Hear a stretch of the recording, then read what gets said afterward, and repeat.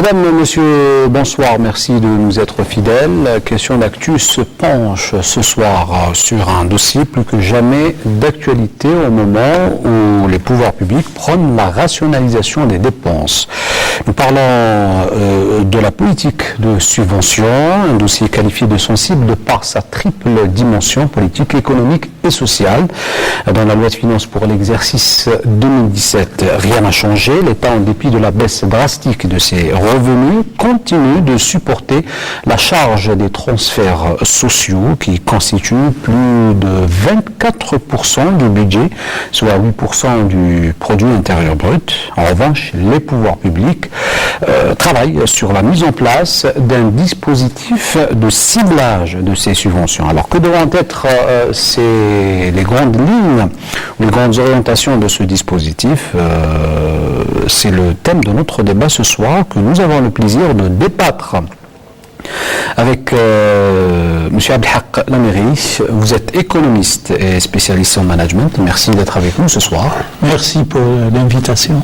À vos côtés, M. Elias Karal, vous êtes expert financier, membre du Conseil national de la fiscalité, notamment. Bonsoir.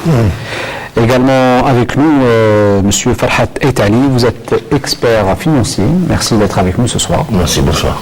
Et à vos côtés, M. Boudardine Mohamed Lakhtar, vous êtes conseiller auprès du secrétaire général de la centrale syndicale, l'Union générale des travailleurs algériens.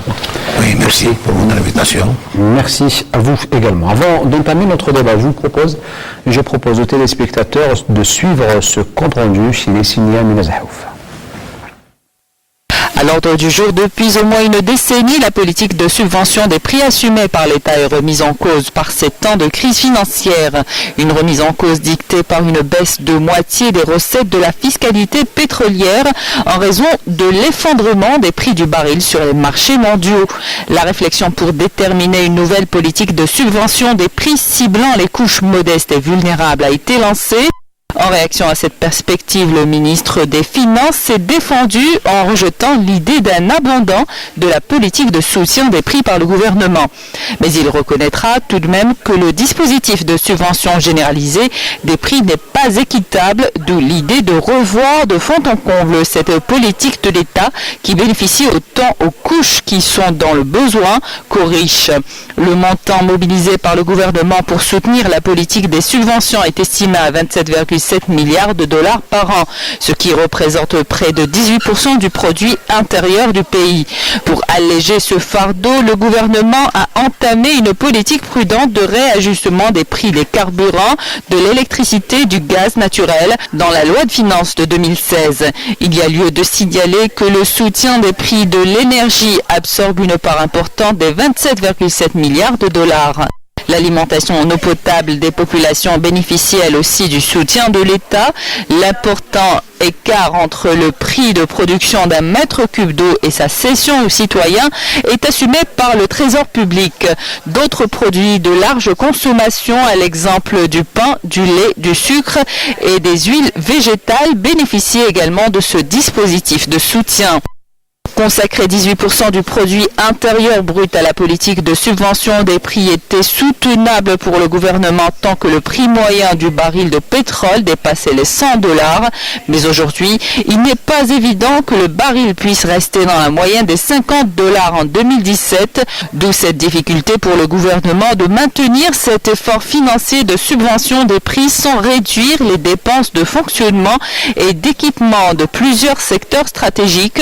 D'où cette décision prise par le gouvernement de mettre en place un groupe de réflexion regroupant plusieurs départements ministériels avec comme objectif de définir une nouvelle politique de subvention des prix au profit des couches ayant de faibles et de modestes revenus. Je commencerai avec vous, M. Abdelhak Lamiri. Alors, l'État n'a pas renoncé à la politique de subvention dans le projet de loi de finances pour l'exercice 2007. Alors, que faut-il en déduire? Une bonne ou une mauvaise chose? Je pense que l'État algérien n'a pas le choix. On a vécu comme ça des dizaines d'années et la cohésion sociale qui est en jeu, de par notre culture, notre histoire, notre vécu. Je ne pense pas que l'Algérien puisse un jour mettre tout sur le marché et faire en sorte que les plus faibles et les plus démunis soient abandonnés par la collectivité. Donc de ce point de vue, je pense que la vaste majorité des Algériens sont d'accord, et d'ailleurs dans ce domaine-là, les experts sont d'accord avec de nombreux politiciens, de nombreux acteurs qui sont des syndicalistes ou des patrons ou qui vous disent il faut aller vers des principes universels, c'est-à-dire qu'on doit aller progressivement vers une vérité des prix. Il est anormal maintenant qu'un chômeur achète une baguette de pain à 10 dinars de la même manière qu'un patron d'entreprise qui est milliardaire. Ça n'est pas normal. Mais il serait aussi anormal d'abandonner les catégories les plus vulnérables, que ce soit les gens qui n'ont pas de ressources du tout, qui sont des chômeurs ou autres, qui peuvent peut-être postuler à un filet social, ou les gens qui ont des salaires et des revenus bas, pour lesquels il doit y avoir des ajustements. Si on fait ça, il y a énormément de ressources qui peuvent aller vers les couches défavorisées, mais qui font en sorte que les couches qui sont aisées payent le prix réel des choses. Maintenant, il faut beaucoup de conditions pour que ça réussisse. Il y a un comité interministériel qui va réfléchir sur la question. J'espère qu'il sera très ouvert, qu'ils vont faire appel aux syndicalistes, aux experts, aux ONG, aux populations, pour qu'il y ait une contribution générale. Ça concerne tout le monde quand même. Mais ça concerne tout le monde, ça concerne le pays, ça concerne la cohésion sociale, ça concerne l'avenir de notre pays. Il faut qu'on participe tous. Il faut que tous les acteurs soient intégrés à ce processus. Et deuxièmement, puis, il doit y avoir un autre type de communication. Il faut communiquer aux gens, leur expliquer le pourquoi de la chose, et pourquoi demain il va trouver des défauts. C'est justement ça qui pose défaut, notamment des institutions. Et troisième chose, communication, bien sûr, un plan de communication adapté à notre vécu, à notre social, etc., qui n'est pas facile de faire, mais qui peut être fait. Et la troisième chose, il nous faut l'exemplarité. Il faut que les gens qui soient en haut de l'échelle commencent à donner des exemples. C'est un peu la méthodologie de redressement d'entreprise des Asiatiques qui est très différente de ceux des Occidentaux. Les Occidentaux, lorsqu'une entreprise a des problèmes, ils licencient des gens. En Asie, on ne fait pas ça. Le premier responsable va dire, moi je suis le PDG d'une entreprise, je vais diminuer mon salaire de 70%. Vous, les travailleurs, vous diminuez vos salaires de 30% jusqu'à ce qu'on récupère des parts de marché et on y va ensemble. Je pense que la culture algérienne, elle est collectiviste, mais on est en train de la gérer comme si on était des individualistes. Et donc il faut l'aspect exemplarité, que les gens en haut de l'échelle donnent l'exemple, qu'ils sont les premiers à payer le prix pour que l'Algérie se redresse et pour que l'on aille vers une croissance qui va profiter à tout le monde. À tout le monde. Alors, on reste toujours autour de ce choix. Vous dites que c'était un choix difficile, mais inévitable concernant la loi de finances pour l'exercice 2017, M. Elias Kara. Donc, l'État, en réalité, n'avait pas d'autre choix que de maintenir les secteurs sociaux. Oui, effectivement, parce que on a pris beaucoup de retard pour développer les outils. C'est que cette réalité-là sur l'insoutenabilité de notre système de subvention, c'est quelque chose qu'on débat, qu'on met sur la table depuis 4-5 ans. Donc cette situation-là n'est pas nouvelle. Et puis en réalité, même si le prix du baril était à $100, c'est toujours insoutenable et injuste. Et comme on a pris du retard, parce qu'en réalité, on n'a pas le choix, c'est-à-dire ça prend du temps à mettre en place les outils, et on ne peut pas arrêter les subventions si on n'a pas des outils de remplacement. Mais on a perdu des années, c'est pour ça qu'il faut beaucoup se concerter, beaucoup partager, mais agir vite. Donc aujourd'hui, c'est important de réfléchir et pour ça, mais c'est important aussi d'agir de façon concrète, rapidement, pour développer les nouveaux outils. Parce que on ne peut pas présenter aux Algériens, on va dire, ce système de subvention qui est insoutenable pour l'État, qui est injuste, qui fait gaspiller des ressources, on l'enlève si on propose pas en face quelque chose qui remplace, qui remplace le soutien aux plus démunis. Et c'est pour ça que le plus important aujourd'hui, c'est de travailler sur les outils. On a pris du retard, mais si aujourd'hui c'est important qu'on travaille dessus, qu'on communique dessus et qu'on travaille très rapidement. J'ai compris qu'il y a plusieurs administrations qui travaillent sur les sujets. Elles ont besoin de s'ouvrir à de l'expertise, à la société, parce que c'est quelque chose de nouveau. On n'a pas l'habitude on a des vieux réflexes chez nous. On a les réflexes des prix administrés, on a les réflexes où c'est l'État ou le fonctionnaire qui décide tout. On a une série de réflexes administratifs qui ne sont pas adaptés à cette situation-là. Et pour mettre en place un système qui permette de cibler l'aide aux plus démunis, on a besoin de réfléchir autrement. Et c'est pour ça qu'il faut que les solutions arrivent relativement rapidement. Alors après, pour les plus démunis, pour notre société, c'est pas une mauvaise nouvelle d'avoir un système d'aide ciblée. Qu'est-ce que ça veut dire en réalité? Aujourd'hui, quelqu'un de démuni, il a accès, il achète du pain à 10 dinars, et puis il a accès, s'il se réveille tôt et il se bat, etc., et tout, au sachet de lait à 25 dinars. Et s'il a une voiture, il va pouvoir payer son essence pas cher. C'est ça l'aide dont il a accès. Un système où on transfère directement de l'argent aux gens les plus démunis, ou aux classes moyennes les plus démunies, fait que cette personne démunie va recevoir un fonds, de l'argent, et va elle-même décider de consommer cet argent en pain, en lait, en beurre, en huile d'olive, voilà. Donc les gens vont pouvoir recevoir des fonds et décider eux-mêmes comment ils l'utilisent pour leur consommation. Aujourd'hui, on a un système de subvention, mais qui décide pour les autres ce qu'ils doivent manger. Notre système de subvention... Vous parlez, entre autres, de modèle de consommation, on en reparlera. Non, mais qui affecte le modèle de consommation, parce que le modèle actuel de subvention décide pour les gens ce qu'ils doivent consommer le plus. Vous savez, avec notre système de subvention sur le pain, par exemple, on a amené les Algériens à changer leur modèle de consommation alimentaire, où ils se mettent où le pain fait partie. Et peut-être qu'ils n'ont pas accès à ces valeurs alimentaires qui sont quand même assez chers.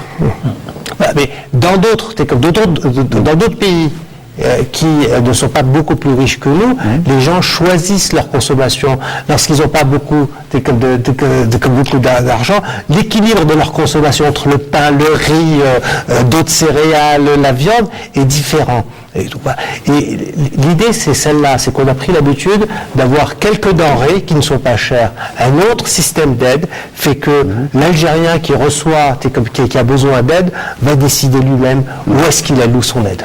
Alors, je continue notre tour de table. Je m'oriente vers vous, Monsieur Farhat Aïtali. Alors, est-ce qu'il y avait une autre alternative à ce choix? De toute façon, l'alternative aurait dû être étudiée depuis quand même au moins 4 ou 5 ans. L'alternative existe toujours. Moi, personnellement, je suis contre premièrement les subventions à l'emporte-pièce à toutes sortes de produits de manière hétéroclite, parce que là, le chiffre qu'on annonce de 27 milliards de dollars globalement de subventions diverses, c'est un fourre-tout dans lequel certaines subventions qui sont quasiment anti-économiques et même antisociales dans les faits ont été pratiquement plus ou moins noyées dans des subventions qui reposent sur une nécessité vitale pour la société. On ne peut pas considérer dans le même chiffre les subventions aux hôpitaux, aux établissements scolaires, les pensions des moudjahidines, et en même temps le café, plutôt le lait et la farine panifiable et les carburants dans une sorte de fourre-tout où tout le monde s'y reconnaît. Non, on enlève ce que je dois appeler comme étant de la mission sociale de n'importe quel État En l'occurrence, les hôpitaux, l'éducation nationale a dit les budgets, ce n'est pas des transferts sociaux. Ça se relève pratiquement d'une mission d'un État. Maintenant, si on parle des fameuses subventions, avec les deux produits phares, la farine panifiable et le lait. Et, je crois qu'il y a à peu près 197 milliards de dinars de subventions. Sur les 197, il y a 39 milliards pour le lait, soit 1,5 milliard de litres. Si on les divise par les Algériens, il y a une gorgée par Algérien et un demi-sachet par famille de 4 personnes. Pas plus que ça. Et comme on voit tout le temps des gens qui se trimballent avec 5-6 sacs, ça veut dire que tous les Algériens ne sont pas touchés.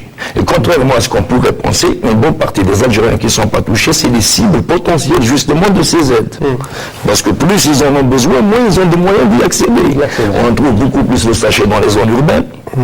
On les trouve beaucoup plus dans les quartiers qui ne sont pas très éloignés des fameuses usines, les privés ou publics. Donc dans les douars, on essaye de comme ça, celui-là, mais c'est lui qui est censé être le récipiendaire. Donc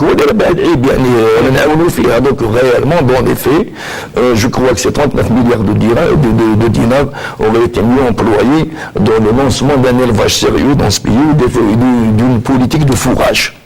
Et puis actuellement, le lait en poudre est à peu près à $2 600 la tonne. Donc la subvention publique pour le litre ne dépasse pas les 25 dinars en tout. Curieusement, ce fameux lait en poudre destiné aussi à être subventionné, il est toujours ponctionné de 30% de droits de douane. Il n'y a pas de TVA, il n'y a pas de tape à la revente, mais il y a 30% de droits de douane. Alors on prélève des droits de douane au port, éventuellement, entre le Guédaline et le port, il s'introduit toute une forme de prébendier en tout genre. Ça va de ceux qui détournent le semi, avec une Mercedes, il prend du lait. Pour les boulangers, c'est la même chose. Aujourd'hui, ce matin, j'ai trouvé du pain à 15 dinars. Il est censé être à 8 dinars 50. Alors qu'à 15 dinars, au prix actuellement du blé à l'international, c'est le vrai prix du pain avec 3 dinars pour le boulanger, avec une belle marge. On lui a interdit de le vendre à 15. On donne la farine à 1300 dinars, dont une bonne partie aussi prend la tangente. On donne du blé aux mèneries pour minotriser ou de la farine panifiable et à des fois tel quel, parce qu'il est revendu à l'État subventionné à la production. Et pendant ce temps, le boulanger, lui, trouve le moyen de le 15 dinars. Alors je préfère le mettre à 15 dinars et on n'en parle plus. Ce n'est même pas la peine de chercher avec la fameuse alternative de remplacer des subventions par des subventions. Parce qu'on a qui joue à débouler des couches défavorisées. Les salaires défavorisés, c'est quoi un salaire défavorisé? En économie, un salaire défavorisé, c'est une escroquerie. C'est d'aller l'air sérieux. C'est ça l'économie pour moi. Je ne conçois pas. Ça fait 50 ans que nous sommes en train de tourner en rond. Dans un système, des solutions, non seulement on ne propose pas de solution, mais j'ai bien dit, on va tout droit à l'impasse. Mais les choses, on arrivera chez des créanciers éventuels. Vous pensez que les créanciers vont inviter les experts, les syndicats, les mujahidines, alors, ils vont décider tout seuls. Sur les possibilités, c'est comme ça, moi je ne prête pas. Sur les possibilités techniques de ce dispositif dont on ne connaît pas le grand contour pour l'instant, je me tourne vers vous, Dardim Mohamed Lakhdar, vous qui êtes aujourd'hui le représentant du partenaire social, l'UJTA en l'occurrence, qui a son mot à dire dans cette question de subvention, notamment pour transferts sociaux, notamment pour les couches défavorisées. Oui, merci. Moi, j'ai un avis, je ne suis pas économiste, je suis un syndicaliste. Je voudrais d'abord rappeler une chose. Dans la proclamation du 1er novembre, l'objectif c'était d'édifier un État, une république démocratique et sociale. Ça, c'est l'objectif de la révolution. Ensuite, le gouvernement ne peut pas changer parce qu'il y a un programme qui a été présenté au peuple sur lequel le peuple a voté. Le problème de subvention n'est pas un problème technique, c'est un problème politique. Quel est le projet de société qu'on veut faire? Comment celui qui est au pouvoir fait face à la situation du peuple? Il est beaucoup plus politique, économique. Ensuite, même sur le plan économique. Mais à mon avis, parce que quand on voit que l'aspect subvention, et j'allais dire ce que la DSC a établi, l'école, l'hôpital, l'université, la solidarité nationale, tout ça, n'est pas la subvention de soutien des prix. Sauf s'il y a une volonté de remettre en cause tout ce qui a été fait par notre pays. Je ne pense pas que c'est ça l'objectif. Ensuite, est-ce que le mal de l'Algérie, c'est le fait de la somme qui est déboursée vers des subventions? On doit traiter le problème dans un cadre d'ensemble. Pour moi, le problème de l'Algérie, c'est les importations de tout azimut, qui coûtent plus cher que les subventions. C'est la surfacturation.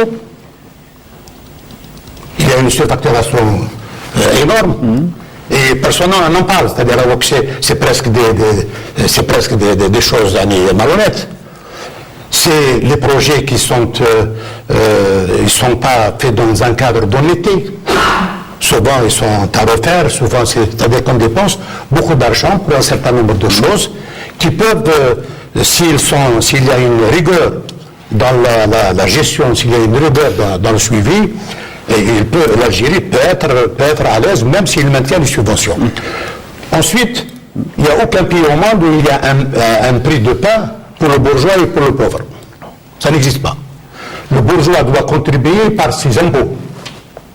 Pourquoi il n'y a pas de taxe à la fortune? Pourquoi il n'y a pas de taxe pour les choses luxueuses? C'est-à-dire il faut que, et dans beaucoup de cas, beaucoup de cas, les gens ne paient pas d'impôts. C'est-à-dire il y a comment on appelle ça, il y a une fuite. Mais il n'est pas normal aussi de subventionner une farine avec laquelle on fait des gâteaux. Non, c'est un autre problème. Celui de gâteau, on fait des taxes. On ne peut pas gérer chaque client avec un système. Il faut que, moi je suis pour un débat.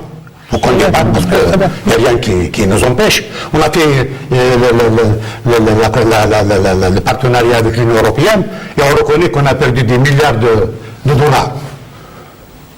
Pour que ça passe inaperçu. Et à l'époque, nous on était contre. Le marché européen est fermé aux Algériens par des modalités tout à fait techniques, etc. Donc, et ensuite, quel est l'État aujourd'hui, l'administration algérienne, quelle est l'administration qui est capable de nous dire qui est ciblée? Nous avons 6 millions de gens qui travaillent dans l'informel, j'allais dire. Tous ceux-là vont être des gens nécessiteux.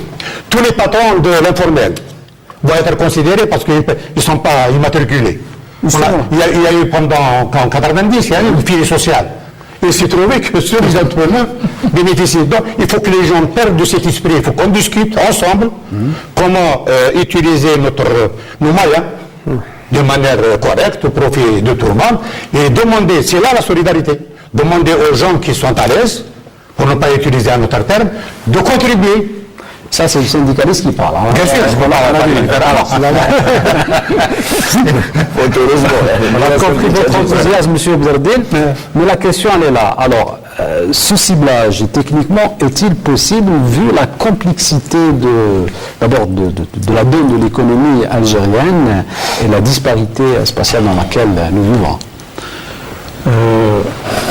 Il faut voir les expériences des autres pays. Et s'inspirer des pays qui ont réussi à faire ce genre de choses, aller progressivement. Et de toute façon, l'État est en train de dépenser cet argent-là. Bien sûr qu'on doit exclure les éléments qui sont qui font objectivement partie du rôle de l'État. L'éducation, on ne considère pas que c'est une subvention, ou la santé. C'est le rôle de l'État que de protéger sa population et de l'éduquer. Il y a un problème managérial à ce domaine, dans ces institutions-là. Mais pour le reste des institutions, bien sûr qu'il faut s'attendre à des couacs au début. Les pays qui sont passés... qui ont fait ces expériences, la Chine, la Malaisie, etc., qui sont passés dans des systèmes socialistes à des systèmes qui sont plus régulateurs, ils ont pu arriver au bout d'un certain temps. Mais il ne faut pas croire en 2 ans, 3 ans, nous allons régler définitivement les problèmes. Il va y avoir de l'argent qui va aller directement aux gens qui n'ont pas de ressources ou qui ont des salaires peu élevés. Mais on a quand même des expériences très précieuses. Mais il faut savoir qu'en fin de course, la problématique essentielle de l'économie algérienne, c'est quoi? C'est que nous avons une petite économie et une grande population. Nous avons 800 000 PME, PMI. Au lieu d'en avoir, si on fait la normalisation, on aurait dû avoir 2 millions, 2 millions et demi. Le reste, c'est quoi? Le reste, c'est l'importation. L'importation y est. Et on a besoin de certaines importations qui sont indispensables. Mais c'est parce qu'il y a un vide économique. Le tissu économique algérien est faible, il est petit. On doit avoir 2 millions, 2 millions et demi de PME, PMI, elles sont à constituer. Si on arrive à économiser 10 milliards de dollars sur les subventions, mais les subventions qui vont aux gens aisés, eh bien, en les injectant dans l'économie, on peut créer avec 150 000 entreprises par an, en plus de ce que l'on crée. Petit à petit, on allège le problème économique. C'est-à-dire que mais si on reste avec une économie, bien sûr, vous devez transférer l'argent des subventions vers les investissements. Mais c'est clair. Et ça, vous réduisez les importations, vous créez de l'emploi, vous créez de la valeur ajoutée, vous créez de la richesse. Et en même temps, parce que le meilleur social en fin de course, c'est l'économique. Il faut que ces gens-là qui n'ont pas de ressources ou qui ont peu de ressources, il faut les mettre dans des projets, dans des postes d'emploi productifs, dans l'agriculture, en import, dans l'industrie, pour qu'ils soient productifs. Et lorsque la productivité s'améliore, on a un énorme problème de productivité. On est en train de parler de salaire. Le problème des salaires, c'est que les salaires sont très, très bas en Algérie. Mais si on les compare à la productivité, c'est parce que la productivité est faible. Donc il faudrait en plus investir dans les facteurs clés de succès qui vont rehausser la productivité pour que l'on ait ces gens-là, qui sont des gens sociaux, que l'on va mettre au travail dans l'économie. On aura une économie qui se développe au lieu d'avoir une petite économie et une grande population. Et cette économie-là est incapable de subvenir à la population. Mais la problématique aujourd'hui, c'est d'essayer de savoir est-ce que c'est techniquement possible, ou dans quelle mesure c'est techniquement possible cette question de ciblage. Personnellement, je l'ai dit tout à l'heure et je le répète, je ne crois pas au ciblage par individu. Il y a peut-être 6 millions de gens qui peuvent passer en Touareg, mais officiellement c'est un diminué, parce qu'il ne figure sur aucune liste officielle de nulle part. Donc dans ce cas précis, on va se retrouver avec de gigantesques erreurs. Par contre, si on cible des secteurs précis, il y en a pour moi, mais un individu précis. Je veux que l'argent qui a servi à consommer, parce qu'il y a certains dinars qui appellent des dollars en importation. Quand vous subventionnez la consommation et que vous ne produisez rien, automatiquement vous subventionnez le port.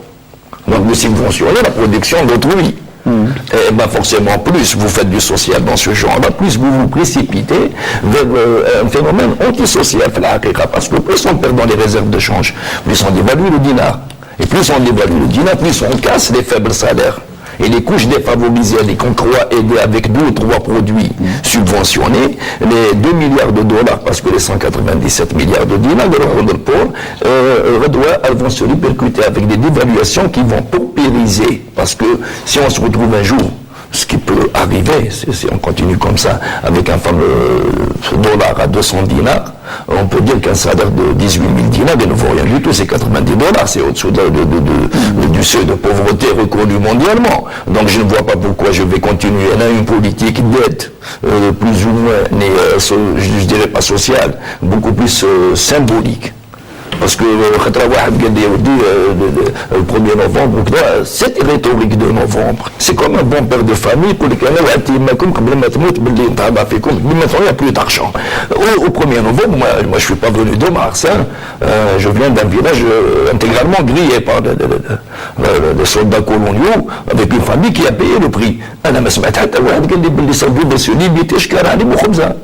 Et on était censé construire un État. On était censé construire une société et une dignité pour ce citoyen. Et pas que faire de romans sur la base de 2 ou 3 produits. Aujourd'hui, il faut un projet économique qui se tient. Et il faut qu'il soit précis et défini aussi. avec des règles précises. Le libéralisme a des règles, le dirigisme a des règles. Quand on choisit une bonne fois pour tout, il y a un modèle qui tient la route, on tire l'arbitre, c'est tout. Et pour vous, c'est le libéralisme? Personnellement, on a essayé le dirigisme. On n'était pas tout seul à l'époque. La moitié de la planète était avec nous. Comme les grands ténors dans le domaine, ils se sont cassés la figure, donc forcément, il faudrait suivre maintenant les autres en attendant qu'ils se cassent la gueule aussi.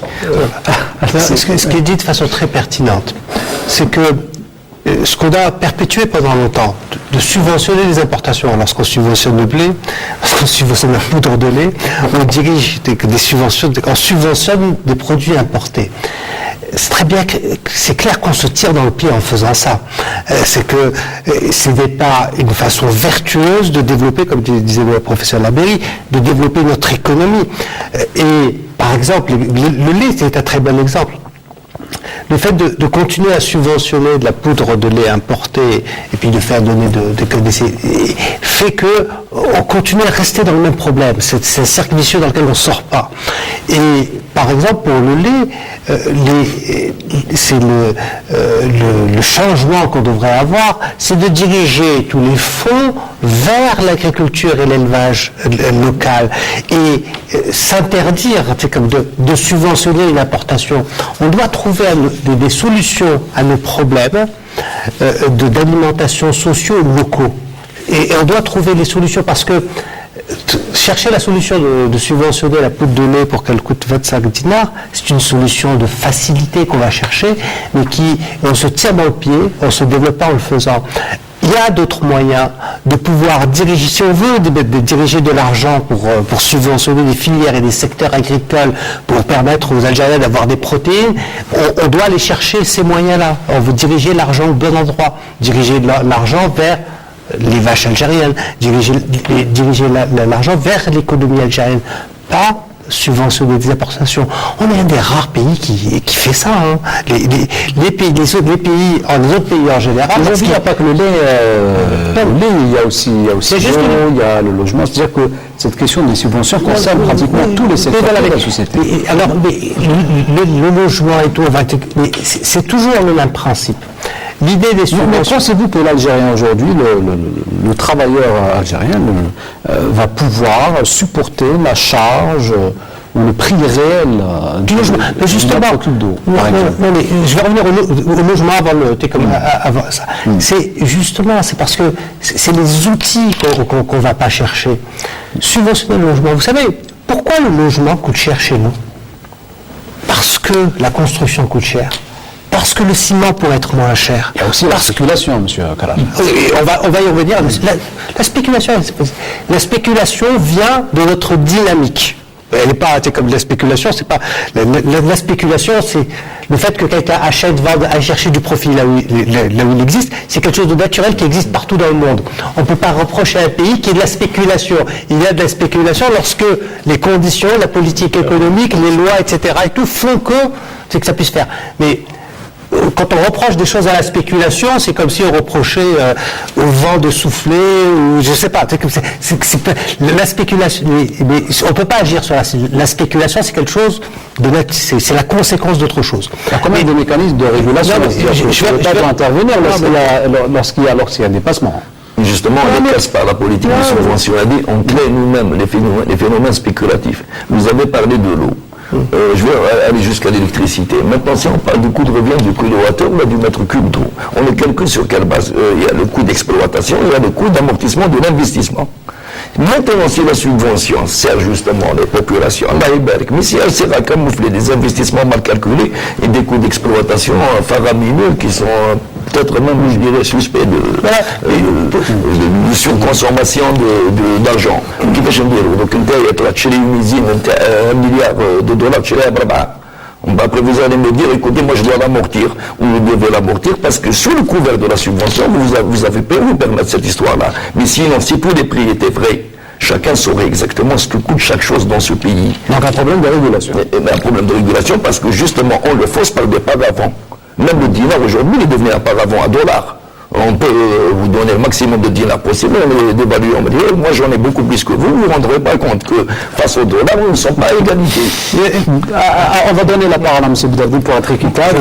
Oui, moi je voulais aussi, il y a des choses Moi, je pense qu'il faut qu'on réfléchisse ensemble comment faire un cerceau de développement. Parce que tout ce qui se dit par rapport aux subventions, quand on dit je suis d'accord, il faut développer l'agriculture d'une manière générale. Et on a des possibilités. J'ai vu une mission où on dit qu'en Californie, on a une super terre, je ne sais pas le taux combien, mais on a 5 fois plus. Ça veut dire qu'on peut développer l'agriculture d'une manière extraordinaire. Il faut faire une politique de l'agriculture. La politique de l'agriculture en Algérie ne doit pas être faite par des individus, c'est par des ensembles. Parce que ça coûte très cher, etc. Et on peut réussir. On fait des années 80, on a demandé à son appareil de faire de l'agriculture à Hassim Saoud, on a eu de bonnes récoltes. Donc si on veut, mais il faut faire une politique réelle, pas une politique un peu, c'est-à-dire pas transparente. Ensuite, lorsque on parle de l'eau en Algérie, elle est connue pour être gratuite. On le paye dans les villes, c'est-à-dire nous on a grandi dans l'eau gratuite. C'est-à-dire aujourd'hui si on paye l'eau au prix réel, ça veut dire que les gens ne pourront plus se permettre de se doucher parce que ça deviendra très cher. Ils ne pourront même pas installer le robot. Ils vont installer le coup de paiement. Oui, mais c'est ça la vérité. Donc il ne faut pas quand même. Et ça va se transformer en maladie. Donc on va payer la subvention par des soins. La santé publique. Absolument. Donc il faut qu'on raisonne, à mon avis, sans dogme, mais d'une manière Justement, réfléchie. Je comprends le problème. Monsieur Berdine, dans la ligne de ce que vous dites, je vous redonne la parole. C'est-à-dire qu'aujourd'hui, vous mettez le doigt sur l'un des problèmes les plus importants concernant ce dossier, c'est l'absence de données. Oui, l'absence de données, parce que moi, je vois par exemple dans le secteur où je suis, où j'étais plutôt, dans les hydrocarbures, si on se permettait, si on dit on va payer l'électricité au prix réel, vous allez récupérer tous les compteurs.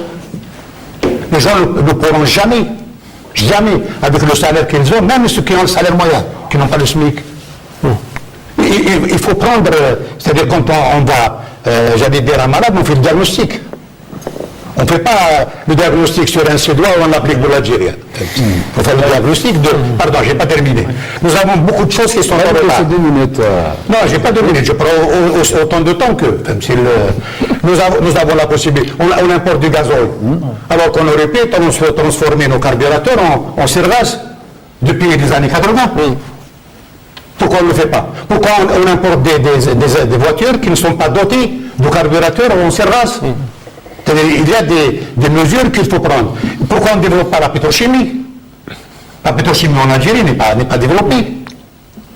Et il y a même l'agriculture, pourquoi on ne développe pas une agriculture liée, jumelée avec l'agro-industriel pour essayer de se développer, Monsieur Berdine, la question urgente aujourd'hui, c'est la question des subventions. Oui, mais pourquoi les gens vocalisent tous sur la subvention? C'est ça, parce que ça coûte à l'État une bagatelle de 27 000 milliards de dollars.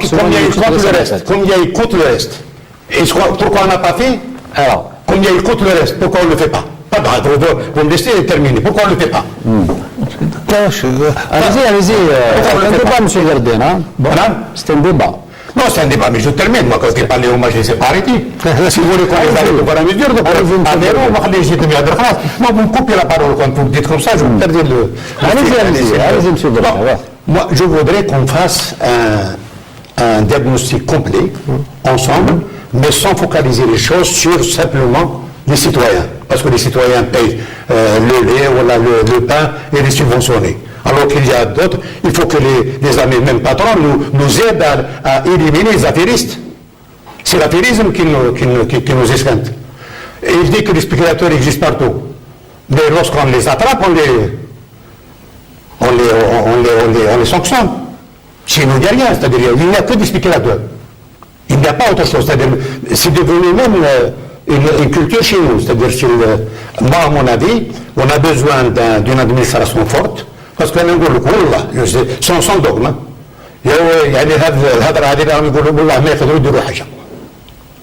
Parce que c'est tellement embobiné qu'on n'a pas pu régler des petits problèmes de rien du tout.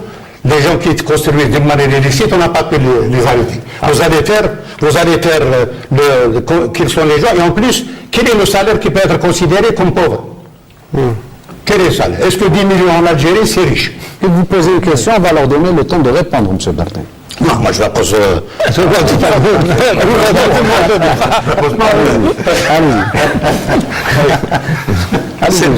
Cette problématique des subventions a plusieurs dimensions. C'est-à-dire il y a le moyen et le long terme. Bien sûr que vers le long terme, il faut se diriger vers des solutions économiques qui existent dans tous les pays où la subvention, elle est donnée directement à la personne au lieu qu'elle existe en termes de réduction de prix d'un produit ou deux. Tout le monde doit se doucher, tout le monde doit avoir de quoi manger, tout le monde doit, mais pour payer, au lieu d'aller payer sur le marché moins cher, on leur donne des ressources pour payer exactement le coût qu'il faut. Cependant, c'est vrai que c'est un problème qui nécessite une très haute modernisation de l'administration. Notre administration fonctionne à peu près de la manière dont fonctionnent les administrations des pays émergents dans les années 1920. Nous sommes encore au système pré-wébérien. Les gens sont passés au système wébérien, au UPA, ils ont modernisé leurs administrations. C'est un siècle de retard. Oui, c'est pratiquement un siècle de retard. Nous avons une administration qui est pleine de dysfonctionnements. Et sans sa modernisation, il sera extrêmement difficile d'exécuter efficacement ce fameux plan de relance économique et ce fameux plan de réduction des subventions. Maintenant, c'est vrai que sur le long terme, tout cela existe. Pourquoi? Parce que nous sommes l'un des rares pays qui veut se moderniser, émerger, sans avoir un plan stratégique d'émergence. Les pays qui ont fait ça, Chine 2040, Malaisie 2020, quand ils ont fait le plan 90, où les gens participaient, on savait qu'est-ce qu'il faut faire dans tel secteur, qu'est-ce qu'il faut moderniser, le développement humain, on est assez balbutiement. Chez nous encore, on a des disqualifications humaines par rapport au reste du monde. Et c'est interconnecté. Mais on ne peut pas moderniser réellement notre économie et faire fi et éliminer toutes les subventions d'une manière efficace sans une modernisation en parallèle administrative d'une grande clarté, d'une grande efficacité. J'aimerais poser une question, notamment à vous, M. Claire. Cela peut paraître un peu paradoxal. Alors, l'État supporte les charges des transferts sociaux, mais cela ne semble pas avoir un impact sur le pouvoir d'achat. Qu'en est-il avec la suppression des subventions? Ou qu'en sera-t-il plutôt? Pour l'instant, il ne semble pas qu'il y ait des suppressions de subventions. Juste peut-être pour clarifier les choses. Aujourd'hui, on ne voit pas dans la loi de finances des suppressions de subventions. Donc on augmente les taxes parallèlement à ça. Oui, mais de façon très... Alors, deux choses différentes, certes, mais si on joue sur l'équilibre entre les deux choses... Il y a des augmentations de taxes. Il y a la principale augmentation de taxes, c'est le 2% pour la TVA. L'augmentation de 2% de la TVA, c'est la principale. Il y a eu des augmentations de taxes sur les hydrocarbures, sur tous les produits, sur les carburants qui eux, vont affecter le pouvoir d'achat. Ça ne correspond pas, c'est-à-dire quand on regarde l'équilibre budgétaire de la loi de finances 2017, ça fait pas un budget équilibré et ça fait pas faire des économies énormes. On est même avec ces augmentations de taxes, on est toujours en déficit extrêmement important du budget et c'est pas soutenable à long terme. Ça, c'est important de savoir. Et c'est pour revenir et c'est vrai que et là, on discute des subventions, mais ce n'est pas notre seul sujet. Le sujet le plus important, les subventions, oui, on doit réfléchir à une autre façon. C'est comme d'aider les plus démunis parce qu'elles génèrent moins de gaspillage. Elle est meilleure pour notre économie. etc. Mais c'est pas le seul levier, et il est extrêmement important. Et beaucoup de choses ont été, vous avez évoqué l'exemplarité, et c'est quelque chose d'important parce que il est évident, vous évoquiez tout à l'heure une série d'autres sujets, puis c'est évident que lorsque vous pouvez pas aller toucher à la poche du citoyen, si vous-même, c'est comme vous n'avez pas fait beaucoup de choses, vous n'avez pas montré une exemplarité, si on n'a pas un plan stratégique dans lequel tout le monde se projette, et puis ça ne veut pas dire des plans intellectuels, ça veut dire se projeter, où est-ce qu'on veut, qu'est-ce qu'on vise pour l'Algérie dans 10 ans, 20 ans, 30 ans. Donc on parlait tout à l'heure de pouvoir d'achat, de subvention, du prix du logement, tout ça. C'est important qu'on puisse communiquer, qu'on puisse réfléchir, partager tous en commun, de se dire quel est notre objectif, de quoi on rêve pour l'Algérie dans 20 ans, 30 ans. L'exemple sur le logement, comme on rêve d'une Algérie, moi je rêve d'une Algérie où un Algérien de classe moyenne n'a pas besoin d'aide, de subvention pour s'acheter son toit et son logement, que normalement avec ses revenus, son salaire, un marché financier des banques qui fonctionne, un coût du terrain raisonnable, un coût du ciment, des matériaux de construction raisonnable, parce qu'il y aura de la concurrence. C'est pas une question de spéculateur, pas spéculateur. Quand il y a de la concurrence, il n'y a pas de spéculation. Il y a de la spéculation quand il y a des oligopoles, il y a des barrières à l'entrée. Juste pour revenir sur le côté spéculation.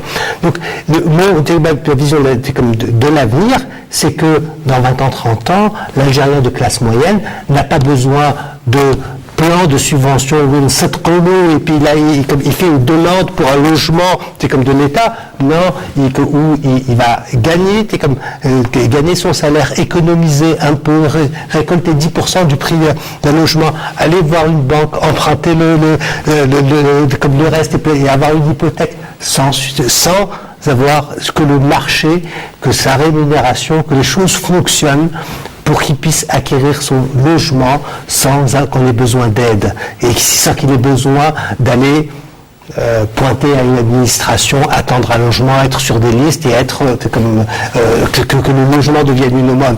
Idem pour le reste, que l'Algérien puisse se nourrir principalement de production algérienne, surtout lorsqu'il s'agit de l'alimentation de base, du lait, des céréales, de notre alimentation de base, que nous puissions nous alimenter comme localement, que nous ne soyons pas dépendants du prix du pétrole ou du cours du dinar pour notre alimentation, pour ce qu'on va manger, parce que, et ça c'est important, que notre sécurité alimentaire, on puisse l'assurer, qu'on ait nos propres fermes qui assurent ce qu'on a dans notre assiette.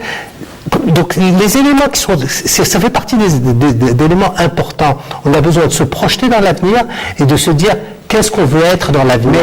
Mais dans l'immédiat, parce qu'il y a quand même une situation assez urgente, M. Fahad Aïtali, la complexité de la situation se traduit notamment parce qu'il a été adopté dans cette loi de finances, on augmente les taxes et on maintient les transferts sociaux, ce qui paraît un peu assez paradoxal. Moi, je trouve que les demi-mesures ne sont pas forcément la moitié du chemin qu'on devrait parcourir. Des fois, la moitié d'une solution est plus dangereuse que le problème lui-même laissé en l'état. Quand on n'a pas les moyens de faire des solutions radicales ou définitives, autant des fois ne pas trop toucher la fameuse augmentation de taxes de 2%, 2 points sur la TVA, c'est la taxe la plus visible. Grosso modo, l'impact sur les achats, sur le consommateur, c'est 20 dinars sur 1000 dinars. Donc, la surenchère qui a été faite sur la base de cette taxe, comme avant grevé méchamment l'approche du consommateur d'ici 2017, je trouve que c'est un peu exagéré sur des points. Ceci dit, une bonne partie de cette TVA n'est pas recouvrée. Parce que ce n'est pas parce que les spéculateurs qui m'accordent d'informer, c'est un épiphénomène qui est venu de Mars ou Tahalina, non, parce que le système fiscal a déjà été incitateur à la fraude, ou même certains impôts sont eux-mêmes la principale incitation à la fraude. Je l'ai toujours dit qu'il m'a la tape ou c'est des calamités à deux. On a déjà encouragé le secteur informel. Quand on rajoute 2 points ou 3 points à un impôt déjà sur lequel on a des difficultés en matière de recouvrement, sauf en dehors du port, bien sûr, dans le port, on le recouvre. À partir de là, ça veut dire qu'on a rajouté à peu près la même proportion aux spéculateurs. Parce qu'ils vont s'aligner en termes de prix TTC sur les autres. Donc forcément, c'est eux qu'on a financé quelque part. Et il ne faudrait pas se plaindre quand même de l'augmentation de capacité de nuisance financière. Maintenant, pour ce qui est des subventions qui sont maintenues, on écoute que c'est des subventions assez limitées, parce que sinon, pour le reste, ce n'est pas des subventions. Les 16 milliards. Donc, Moujahidine, c'est pas la solidarité. À ma connaissance, depuis 72, ils avaient une pension. Jusqu'à preuve du contraire, on ne peut pas inclure ça dans un transfert social. Sinon, ou l'éducation ou la santé. Donc, si on devait revenir sur les subventions, on revient sur tout ça. Alors qu'à l'intérieur, moi, je n'ai trouvé que l'aide au logement, la fameuse aide au logement, 460 milliards de dinars. Qu'il faut revoir. Non, moi personnellement je suis pour la revoir avec l'aide au logement. Parce qu'en parlant d'aide au logement, déjà, le citoyen aurait dû en 50 ans être poussé dans une voie dans laquelle il crée son logement. Il crée des capacités d'acheter ou de louer ou de son logement. Nous, on fait des logements sociaux, pratiquement les plus bruyants sont les mieux servis. Les classes moyennes, ce qu'on appelle les classes moyennes, particulièrement dans le secteur de l'éducation. Là, mais ils disent, en plus, on les oblige à ne pas vendre.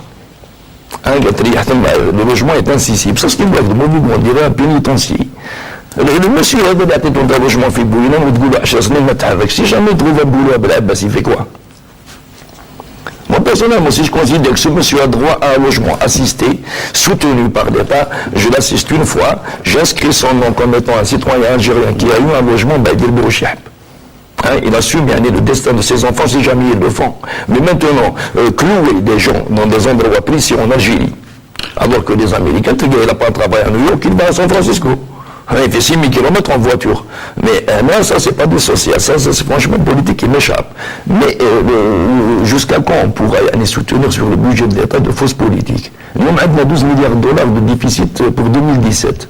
Celui de 2016, on n'a pas encore estimé, mais bon, il va avaler ce qui reste du fonds de régulation. On a à peu près une dette publique quand même, qui à peu près 2230 milliards de dinars. Quand on parle de déficit, ce n'est pas fictif, c'est des dettes envers qui? Il y a trois sources d'endettement. Endettement intérieur qui met le fameux emprunt obligataire, on connaît le résultat.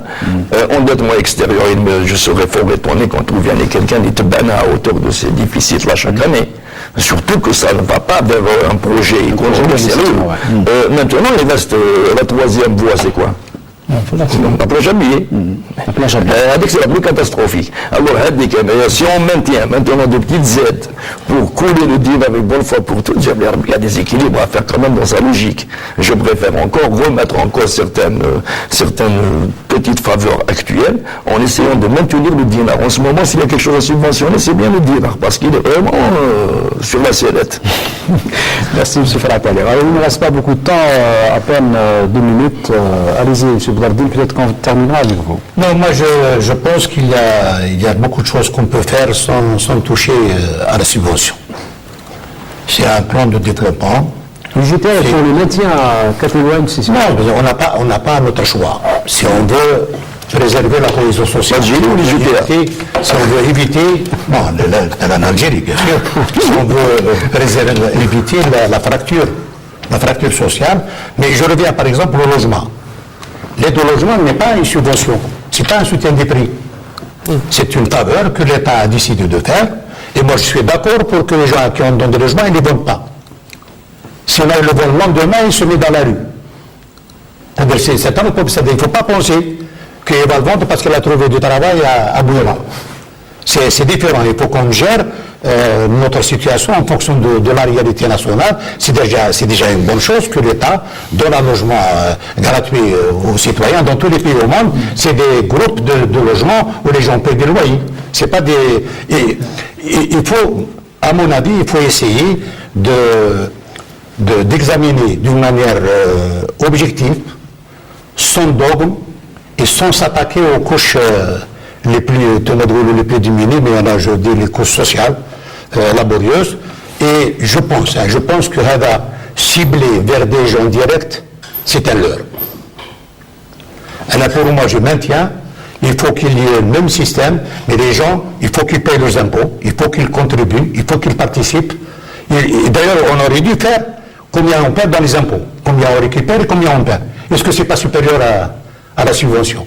Parce qu'il y a une situation, elle a parlé tout à l'heure du système des impôts en Algérie, il y a des situations où il y a beaucoup de gens qui, pour ne pas dire, d'ailleurs, les commerçants payent moins que le travailleur, l'impôt. Le travailleur, vous-même, si vous voyez l'énergie que vous payez, vous prenez une supérette, vous allez trouver que vous payez plus que lui. Et à mon avis, il faut maintenir les subventions, il faut peut-être réguler, il faut développer la production nationale, parce que lorsqu'on aura du lait de la vache algérienne, on n'a pas besoin de subventionner, c'est-à-dire il va être au prix normal, c'est pas une subvention. Et beaucoup de gens sont contre le soutien à la production nationale, parce que l'importation leur apporte plus de profit. Et je pense, j'allais dire, si l'État ne maîtrise pas le marché extérieur, on se retrouvera toujours dans cette situation. Allez-y, monsieur Lamiri, rapidement. Je dirais que tous les pays qui ont émergé, ils ont réglé ce problème. Ils ont réglé ce problème en améliorant leur efficacité administrative, avec les industries du savoir, des bases de données, etc. Mais ils ont su cibler les gens les plus nécessiteux et ils leur donnent dans des salaires ou dans des RSF ou dans des situations, mais le marché reste le marché et les prix resteront des prix de marché. Merci Monsieur Abdelhak Al-Amiri, je rappelle économiste et spécialiste en management, d'avoir participé à ce débat. Merci à vous également Alias Karar, membre du Conseil national de la fiscalité, expert financier également. Merci à vous également Monsieur Farhat Ali, expert financier. Et merci à vous également Monsieur Bdardine Mohamed Lekhtar, conseiller auprès du secrétaire général de l'UGPA. Merci. Merci à vous également, madame, monsieur, de nous avoir suivis, en espérant vous retrouver la semaine prochaine pour un nouveau thème de questions d'actu. Je vous dis au revoir et bon